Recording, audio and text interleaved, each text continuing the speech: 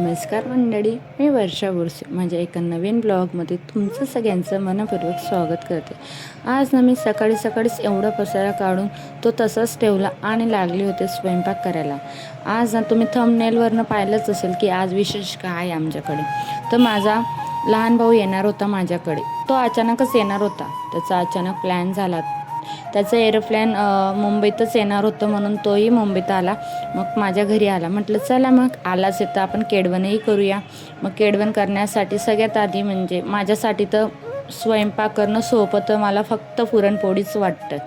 मग काय म्हटलं भाऊ सगळं काही खायला भेटतं, पण पुरणपोळी ही कधीतरीच भेटते, म्हणून म्हटलं चला आपण पुरणपोळीच बनवूया। माझं स्वयंपाकाला लागले, जोवर थोडंफार बाकीच होतं तोवर तर तो आलेलाच होता। मग मस्त माझं आमटी वगैरे सगळं काही झालेलंच होतं आणि मग ते आल्यानंतर त्याला मस्त फ्रेश व्हायला सांगितलं आणि इकडे शंभूचेही लाड त्याने छान केले। मग तो फ्रेश वगैरे झाला, त्याचे एवढे कपडे होते, त्याला म्हटलं घरी न घेऊन जाता इकडेच वॉश करून घे हे कपडे। असेही मी कुठे हाताने धुणारे, मशीनमध्येच टाकणारे आणि गावाकडे कसं पाण्याचाही प्रॉब्लेम असतो आणि तो जाताच आमचे सगळे कार्यक्रम म्हणजे चालू होणारच आहेत। म्हटलं असू दे, मी इकडे धुवून देते, तू संध्याकाळपर्यंत मी सगळं वाढून वगैरे तुझ्या फोल्ड करून तुझ्या बॅगमध्ये मी ठेवून देईल म्हटलं। मग काय आम्ही मस्त जेवण वगैरे केलं, आराम केला आणि त्यानंतर लागले मग संध्याकाळी मस्त केळवणची तयारी करायला। इकडे बघा मी सगळं डेकोरेशन मस्त माझ्या पद्धतीने सिंपल आणि सोपं केलं। मस्त बाहेरही रांगोळी काढली आणि घरातही मस्त पाट मांडून रांगोळी काढली आणि तिकडे लिहिलेलं होतं फौजी भावाचे केळवण। किती छान वाटतंय ना। थोडं शंभू देखील मला छान मदत करत होता। मग मी संध्याकाळी त्याच्यासाठी मस्त अजून पनीरची भाजी, चपाती, गुलाबजामुन, असं बासुंदी, या गोष्टी बाकीच्या गुलाबजामुन वगैरे, मोतीचूरचे लाडू आम्ही हे बाहेरून आणले होते, पण बासुंदी, पनीरची भाजी, चपाती हे मी घरीच बनवल्या त्या। आणि त्याला माझी पनीरची भाजी, त्याला माझ्या हाताची भरपूर काही आवडते, म्हणून म्हटलं चल सकाळी बाशी न देता त्याला मस्त ताजं काहीतरी देऊया आणि ते पण त्याच्या आवडीचं। त्याला पनीरची भाजी फार आवडते ना, म्हटलं चल मग आता पनीरचीच भाजी बनवूया। मग पनीरची भाजी वगैरे बनवली आणि त्यालाही मस्त तयारी करायला सांगितली। आम्ही देखील छान तयारी केली आणि मग इकडे मस्त आमचा केळवणचा कार्यक्रम चालू झाला।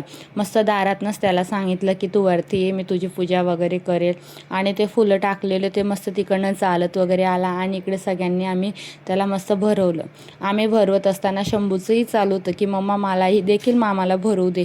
मग शंभूनेही छान भरवलं आणि फोटो वगैरे काढले। शंभू तर एवढा खुश झाला होता की काय सांगू तुम्हाला। मग छान त्याचं केळवण केलं आणि माझ्याकडनं मस्त छोटंसं गिफ्ट पण त्याला दिलं। इकडे छान केळवण वगैरे झाल्यानंतर मग त्याला सगळ्यांनी भरवलं आणि छान आनंदाने आम्ही छान जेवण वगैरे केलं। एकीकडे आम्ही मस्त डेकोरेशनची तयारी केली आणि एकीकडे मला गावालाही त्याच्यासोबत जायचं होतं, पण हे डेकोरेशनच्या नांदामध्ये एवढा पसारा झाला की माझं जाणंच त्याच्यासोबत होणार नाही। त्याला म्हटलं तू जा, आम्ही सकाळी येऊ। मग मी सगळं हे केळवण वगैरे झाल्यानंतर मग इतकी धावपळ झालेली होती, तो दिवसभर एवढा दमलेला असल्यामुळे तो दिवसभर झोपलेला होता।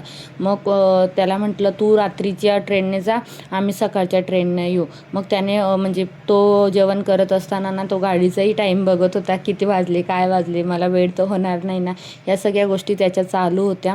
मग त्याला म्हटलं तू आरामात जेवण कर, मी सगळं काही तुझं राहिलं असेल ते आम्ही उद्या वाटलेस आणू म्हटलं। मग तो बोलला की नाही माझ्याकडे एवढं सामान नाही आहे, जर तुला काही द्यायचं असेल तर तू पण देऊ शकते माझ्यासोबत। मग मी म्हटलं असं असेल तर मग माझ्यासाठी तर आनंदाचीच गोष्ट आहे। आता मी पण गावाला जाणार आहे, तर लग्न आहे, तर विचार करा लेडीजचा किती सामान असतो। माझा तर एवढा सामान होता की विचारूच नका। मग तो जेवण वगैरे करत होता, तोवरच मी माझी एक बॅग पॅक करून त्याच्यासोबत पाठवली।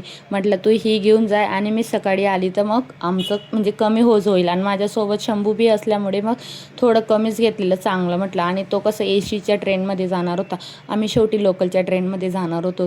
एसीमध्ये कसं त्याला म्हणजे जागा वगैरे एकदम व्यवस्थित राहील आणि तो आरामाने पोचेल, म्हणून त्याला म्हटलं मग आमचं सामान देखील तू अर्धा घेऊन जा। मग मस्त जेवण वगैरे झालं आणि तो प्रवासाला लागला। मग त्यानंतर विकी त्याला सोडायला गेले होते। म्हटलं चल मग आपल्याला सकाळमध्ये गावाला जायचं आहे, तर हा सगळा पसारा आपल्याला रात्रीच आवरावा लागेल। मग ते गेल्यानंतर मी सगळं हे डेकोरेशन जसं केलं होतं तसं आवरलंही मी, हळूहळू का असेना पण मस्त सगळं क्लीन करून घेतलं। हे लायटिंग वगैरे लावली होती ती पण जागेवर ठेवून दिली, काही फुलमाळा लावल्या त्या, काही ते ग्रीन कलरचे पानं देखील मी लावले होते। मग ते सगळे एका म्हणजे फोल्ड करून एका पिशवीमध्ये ठेवून दिले, जेणेकरून आपण नेक्स्ट टाईम वस्तू काढू तर आपल्याला त्या वेळेवर सापडायला पाहिजे. मग असं करून मी हॉलचं बरंच काही काम करून घेतलं. मग नंतर किचनमध्ये आपलं बेडरूममध्ये आली तर त्याला मी जे म्हणजे बॅग पॅक करून दिली ना, पूर्ण घाईघाईत बॅग पॅक केली की हे सामान मला तू घेऊन जा, आणि जो उरलेला सामान असेल तो मग इकडे मी मस्त छान म्हणजे एक बॅग पॅक करून त्याच्यासोबत दिलं आणि बाकीचं मी इकडे आवरते. आणि बघा शंभू काय म्हणतो.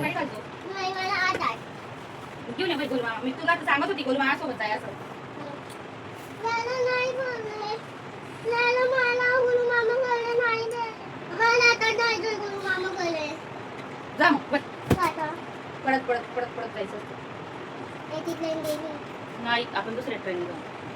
तुला तर मी बोलली ना, जा रे शंभू, जा रे शंभू. तू एसीच्या ट्रेन नाही गेला माहितीये का? काय झालं? आता जायचंय. ठीक.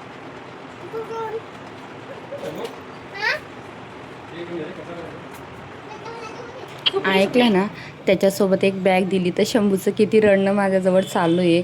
तो म्हणत होता की ती बॅग का दिली, त्याच्यात माझे नवे कपडे का दिले, मला सकाळी तेच कपडे घालून गावाला जायचं होतं, असं काही त्याचं चालू होतं. आणि ना मी काय म्हटलं की लग्नाच्या दिवशी जो सामान म्हणजे जे कपडे मी घालणार होती ना, तेच कपडे मी त्याच्याजवळ दिले. म्हटलं ही बॅग आपल्याला असंही लग्नाच्या दिवशी लागणार, त्याला भरपूर वेळेत, मग ती बॅग त्याने कुठेही ठेवली तरी काही प्रॉब्लेम नाही म्हटलं. आणि जे आता डेली यूजचे कपडे होते काही म्हणजे बाकीचे होते ते मी माझ्यासोबत घेऊन जाणार होते, पण त्याचे ते 2 ड्रेस आम्ही न्यू घेतलेले होते ना, ते ड्रेस त्याला घालायचेच होते, म्हणून त्याच्यासाठी एवढं सगळं चालू होतं. मी काम करत असताना त्याचं मम्मा तू का दिलं का नाही, आणि आम्ही त्याला म्हणत होतो की तू जा गोलूसोबत की त्याच्यासोबत तू म्हणजे आता रात्री जा, आम्ही सकाळी येऊ, पण त्याचं नाही होतं. त्याला असं वाटायचं की ही जाते की नाही जाते, मलाच पाठवून देते, असं काहीतरी त्याचं चालू होतं. त्याच्यासाठी इतकं मग मी इकडे काम करत होती ना, म्हणजे मला तो कामच करू देत नव्हता. नाही तू माझे कपडे शोधून दे, नाही तू माझे कपडे शोधून दे, असंच त्याचं काहीतरी चालू होतं. आणि मग मी त्याला म्हणजे ओरडा वारडा कुरत सगळं काही करत माझं म्हणजे पॅकिंगचं काम मी पूर्ण फिनिश केलं. त्यानंतर मग एवढा राडा केलेला होता मी किचनमध्ये, हा स्वयंपाक वगैरे तो सगळा. म्हटलं आता गावाला जायचं आहे आणि आम्ही मोस्टली तर 15 दिवस येणारच नाही आहेत, म्हणून म्हटलं हा पसारा जर असा ठेवला तर आपल्याला म्हणजे आपल्या घरात कॉक्रोच वगैरे भरपूर काही होऊ शकते. म्हणून मग मी किती वेळ झाला तरी सगळं क्लीन करून घेतलं. हॉल क्लीन केला, बेडरूम क्लीन केला, किचन क्लीन केला, सगळं करून मस्त आम्ही प्रवासाला सुरुवात केली.